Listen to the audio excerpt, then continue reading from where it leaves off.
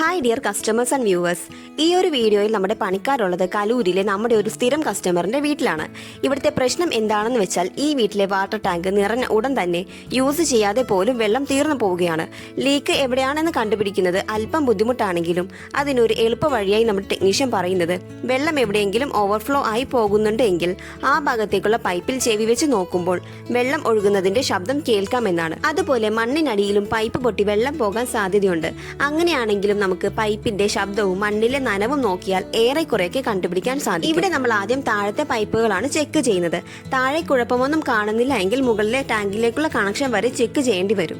ഇവിടെ ഇപ്പോൾ കുറച്ചു ഭാഗം നോക്കിയപ്പോൾ തന്നെ വെള്ളം പോകുന്നതിന്റെ ശബ്ദം കേൾക്കുകയും പൈപ്പ് പൊട്ടിയതായി കാണാൻ കഴിയുകയും ചെയ്തു. അത്യാവശ്യം നല്ല അളവിൽ തന്നെ വെള്ളം പോകുന്നുണ്ടായിരുന്നു. ഇങ്ങനെ പൈപ്പ് പൊട്ടാൻ കാരണം വീടിന്റെ അടുത്ത് നിൽക്കുന്ന തെങ്ങിന്റെ വേര് ഇതിലേക്ക് വളർന്ന് വീർത്തതാണ്. ഇനി ഇത് ക്ലിയർ ചെയ്യുന്നതിന് നമ്മളൊരു ഷോർട്ട് ബെൻഡ് ആണ് യൂസ് ചെയ്യുന്നത്. ലീക്കേജ് വന്ന ഭാഗം മുറിച്ചു മാറ്റി പകരം അവിടെ ഒരു ഷോർട്ട് ബെൻഡ് വെച്ചു കൊടുക്കാം. എന്നാൽ ഇവിടെ നമ്മൾ പൈപ്പ് കട്ട് ചെയ്തതുകൊണ്ട് അതിന്റെ ലെങ്ത് കുറഞ്ഞു പോയിട്ടുണ്ട്. സോ നമ്മളൊരു കപ്ലറിൽ പൈപ്പിന്റെ ഒരു പീസ് ഒട്ടിച്ചിട്ട് അതാണ് ഷോർട്ട് ബെൻഡുമായി കണക്ട് ചെയ്തത്.